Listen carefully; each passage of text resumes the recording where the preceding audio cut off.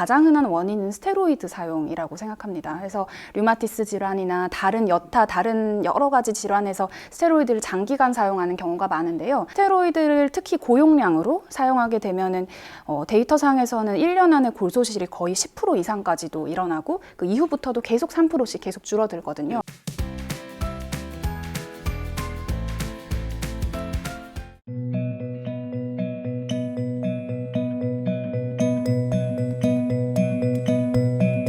다시 꼽히는 뼈 건강 블라썸. 안녕하세요. 저는 서울대학교 병원 내분비대사내과 공성혜입니다. 안녕하십니까. 경희대병원 내분비내과 김덕윤입니다. 안녕하십니까. 중앙대학교 병원 정형외과 하용찬입니다. 뼈 건강이 전신 건강 또는 건강 수명이랑 어떤 관계가 있나요? 우리나라 사람들 수명이 여성의 경우에는 86세, 남성의 경우에 80세로 지금 돼 있습니다. 근데 그때 굉장히 중요한 질환 중에 하나가 골다공증이라고 하는 거죠. 그동안 사실 골다공증이 이렇게 노년의 건강을 위협하는 그런 병이라고는 사실 생각을 못 했는데, 이게 심지어 생명을 위협하는 그런 위험한 질환일 수 있다는 것이 이제 최근에 알려져 있습니다. 제 환자분 중에 워낙에 테니스도 정말 좋아하시고 등산도 많이 좋아하시던 70세 남자분이 계셨는데요. 사실 골다공증이 그렇게 심하지 않았는데 나이가 들면서 조금씩 심해지시다가 어느 날 갑자기 화장실에서 넘어진 것 때문에 고관절 골절이 발생한 거죠. 실제로도 고관절 골절이 발생한 경우에 1년 이내에 사망률이 굉장히 높거든요. 특히 남성분 같은 경우에는 여성분보다 훨씬 더 그 사망률이 약 한 5명 중에 1명 정도는 사망한다고 알려져 있어서 아까 김덕윤 이사장님이 말씀 주신 것처럼 건강 수명과 아주 밀접한 관계가 있다고 생각합니다. 골다공증의 결과는 골절이거든요.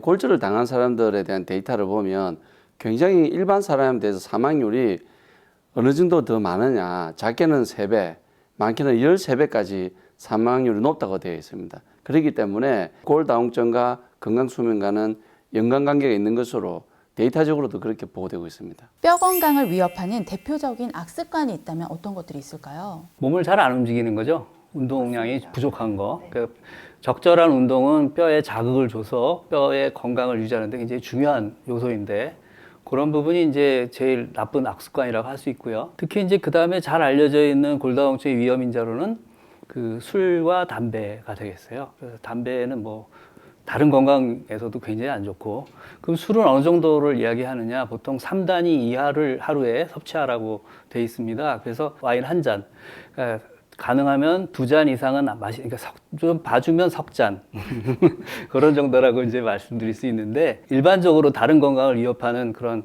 것들이 뼈에도 안 좋다 하는 것이 잘 알려져 있습니다. 흡연이나 음주를 사실 조절하기가 어렵잖아요. 요걸 조절할 수 있는 선생님들의 팁이 있다면? 그거는 안 만나면 됩니다. 코로나19 시대에 안 만나면 되기 때문에 괜찮습니다.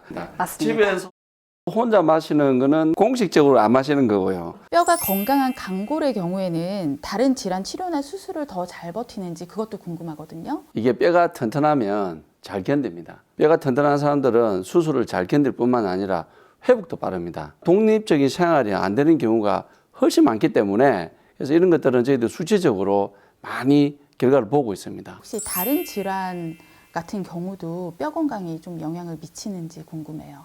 당연하죠. 그거는 왜 그러냐면, 오늘은 우리가 골다공증이기 때문에 뼈만 이야기하는데, 우리가 사람 몸에 뼈에 뭐가 있겠으면 근육이 있잖아요. 요즘은 근감소증, 즉 근육이 약해지는 것도 관련되어 있는데, 뼈가 약한 사람은 근육도 약합니다. 암 환자들 수술하고 나서 예후를 지표상에 이 근감소증이 굉장히 중요한 사망이 높은 원인이 되거든요. 뼈 건강은 다른 수술과 밀접한 관련이 있는 것으로 수치적으로 보고되고 있습니다. 중년 이후에 위협하는 특정 질환이나 건강 악화로 인한 뼈 건강 위협이 어느 정도인지 궁금하거든요. 노화 자체도 어떻게 보면은 이 뼈 건강을 위협하는 가장 큰 위험 인자라고 사실 볼 수 있거든요. 폐경 이후에 특히 여성 호르몬이 급격히 감소하는 그 시점부터 골밀도는 아주 급격히 감소하기 시작합니다. 그래서 그거를 어떻게 보면 가장 큰 위험 인자라고 저는 생각하고요. 가장 흔한 원인은 스테로이드 사용이라고 생각합니다. 그래서 류마티스 질환이나 다른 여러 가지 질환에서 스테로이드를 장기간 사용하는 경우가 많은데요. 스테로이드를 특히 고용량으로 사용하게 되면은 데이터상에서는 1년 안에 골소실이 거의 10% 이상까지도 일어나고 그 이후부터도 계속 3%씩 계속 줄어들거든요. 네, 맞아요. 예, 선생님. 사실 그렇습니다. 예. 스테로이드를 한 90일만 쓴 환자들도 뼈가 굉장히 빠르게 약해져 있거든요. 맞습니다. 임상적으로도 그런 것을 네, 많이 네. 경험해요. 예. 그리고 이제 고령에서 그 갑상선 기능 항진증이라든지 이런 뭐 질환들도 많이 동반이 되는데 그런 내분비 질환도 뼈 건강을 굉장히 나쁘게 하는 그런 중요한 질환으로 잘 알려져 있죠. 그러면 사실 다른 질환 치료를 하면서 스테로이드 치료제를 쓰지 않는 게 가장 좋은데 불가피하게 계속 쓰게 되기 때문에 이런 증상이 나타나는 거잖아요. 사실 인류가 개발한 약제 중에 이렇게까지 효과적인 약제가 있었을까 싶을 정도의 약이라서 그 약을 폄하하는 것은 전혀 아닌데 항상 경각심 혹은 검사를 해봐야겠다, 체크를 해봐야겠다라는 생각을 가지고 계시다가 골다공증 치료를 좀 일찍 시작한다면 너무 걱정하지 않고 약을 안심하고도 사용하실 수 있을 것 같습니다. 코로나와 함께하는 이 시기에 가장 좋은 습관을 만들 수 있는 사례가 있다면 교수님들이 혹시 하고 계시는 좋은 습관이 있다면 권해 주시겠어요? 일단은 산에 가서 고함을 지르세요.